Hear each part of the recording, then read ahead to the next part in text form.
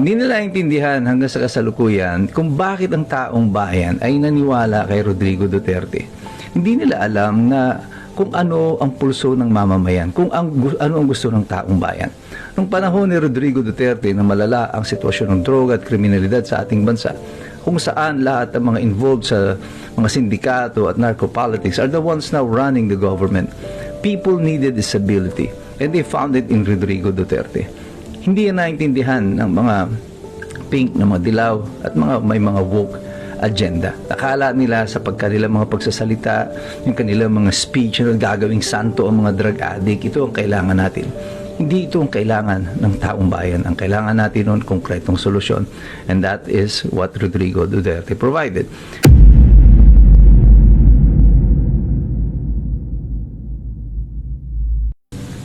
History repeats itself, and those who does not learn from its lessons are doomed to repeat it. Ang nangyayari po sa Pilipinas sa kasalukuyan ay nangyari na may ginang 2,000 taon ang nakararaan. Yan po ay dito sa kasaysayan ng pagpatay kay Julius Caesar. Anong kaugnayan nito sa nangyayari sa Pilipinas at anong pagkakapareho nito? Pag-aaralan po natin ngayon. Ito po muli si Attorney Mike Operario.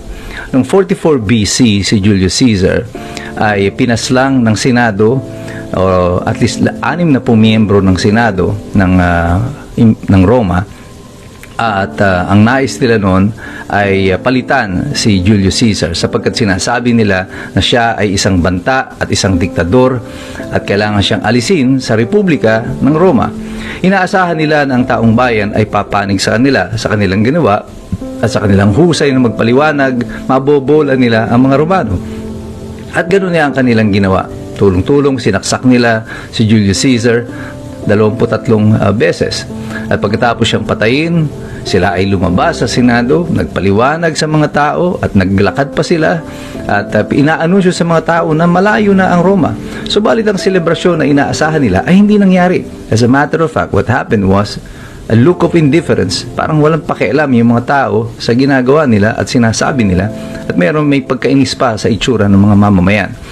At nang nakarating na ang balita na ito sa mga general ni Julius Caesar, mga sundalo na loyal pa sa kanya, isa na nga doon ay si Mark Antony, ay bumalik sila sa Roma at upang makita ang bangkay ni Julius Caesar. At dito nakita ni Mark Antony kung gaano kadami ang bilang ng saksak, 23, at ang ginawa niya ay pinaliwanag niya sa taong bayan kung ano ang totoong nangyari. Isa-isa, pinakita niya kung paano tinamaan si Julius Caesar gamit ang damit na suot-suot noon ni Julius.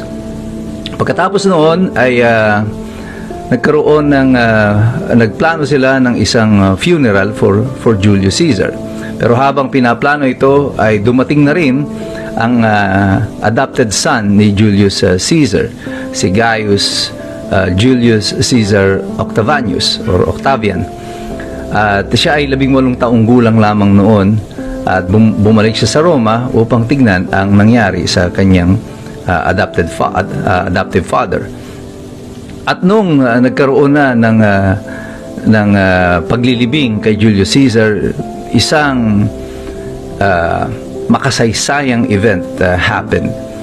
There was a planned state funeral na mangyayari kasi ang mga Romano ay sinusunog pag sila ay namamatay. Pero nung nagpuprosesyon na, hindi na na-contain ng mga tao ang kanilang galit at kinuha nila ang bangkay ni Julius Caesar, kinarga nila ito sa paligid ng Roma, pero hindi nila ito dinala doon sa designated na lugar kung saan susunugin ang bangkay. Bagkus, nag-riot noon ang mga Romano, naggawa sila ng sarili nilang pagsusunugan kay Julius Caesar doon mismo sa town center malapit sa Senado kung saan siya ay pinaslang. At pagkatapos noon sinunog ang bangkay at nagkaroon ng malaking riot. And this triggered the civil war in Rome. Naghati-hati eventually na ang mga sundalo nila Mark Antony at saka nila Octavian ay pumasok sa Roma at nagsilikas ang mga senador na pumatay sa ama ni Octavian. Nagkaroon pa ng mahabang mga alliances tungkol dito, si Mark Antony, si Octavian, Pero eventually, ang naging pinuno ng Roma ay ang anak ni Julius Caesar na si Octavian. And he restyled himself, he was named as Augustus. At pagkatapos nun, nung siya na ang pinuno ng Roma, ang lahat ng pumaslang sa kanyang ama ay isa-isa niyang pinagbayad. Hinanting lahat ng mga ito hanggang ang bawat isa sa kanila ay namatay din. And this is where the semblance of what is happening in our country begins and ends. Kung mapapansin ninyo, si Rodrigo Duterte is just like Julius Caesar. Siya ay pinagtaksilan. Siya ay ikinulong sa The Hague ng mga tao din na dati niyang mga kasama. Bongbong Marcos, sila Remulla. Lahat ng mga ito ay mga supposedly ay mga dating kaalyado sa politika. Yung mga pumapalakpak sa Kongreso noon kay Rodrigo Duterte nang siya pa ang Pangulo, ay siya rin ngayong hiyaw ng hiyaw at tahol ng tahol na kinukundina. Ang mga dilawan at ang mga pink, with their woke agenda, ang feeling nila is that if they explain enough to the people, maniniwala tayo na masama ang kampanya laban sa droga. This is bad for the Republic, that these human rights violations are enough para dalhin yung ating dating Pangulo sa Hague at litisin at patayin. Hindi nila intindihan hanggang sa kasalukuyan kung bakit ang taong bayan ay naniwala kay Rodrigo Duterte. Hindi nila alam na kung ano ang pulso ng mamamayan, kung ano ang gusto ng taong bayan. Nung panahon ni Rodrigo Duterte na malala ang sitwasyon ng droga at kriminalidad sa ating bansa, kung saan lahat ng mga involved sa mga sindikato at narco-politics are the ones now running the government. People needed stability, and they found it in Rodrigo Duterte. Hindi yan naintindihan ng mga pink, ng mga dilaw, at may mga woke agenda. Akala nila sa pagkanilang mga pagsasalita, yung kanilang mga speech na gagawing santo ang mga drug addict, ito ang kailangan natin. Hindi ito ang kailangan ng taong bayan. Ang kailangan natin noon, konkretong solusyon. And that is what Rodrigo Duterte provided. And he earned the loyalty of the people. 80% approval rating niya when he was out of office. Even up to today, nasa 77% ang kanyang approval rating habang siya ay nakakulong sa Hague. But this is where the similarity is about to happen before our eyes. Lagi ko nang sinasabi nito that Rodrigo Duterte is an old man. And he will die soon. And from March of last year, nung inaresto pa lang si Rodrigo Duterte, sinabi ko na sa inyo, I don't think makakauwi pa siya ng buhay dito sa atin. And if history is about to repeat itself, that funeral, when it happens, kapag inuwi nilang bangkay sa Pilipinas si Rodrigo Duterte, what happened in Rome at the time of Julius Caesar will happen again in the Philippines.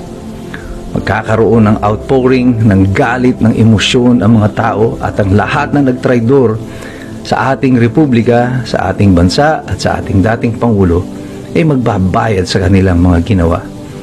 And who will succeed Rodrigo Duterte? Same way that Julius Caesar was succeeded by Octavian, later on who became Augustus.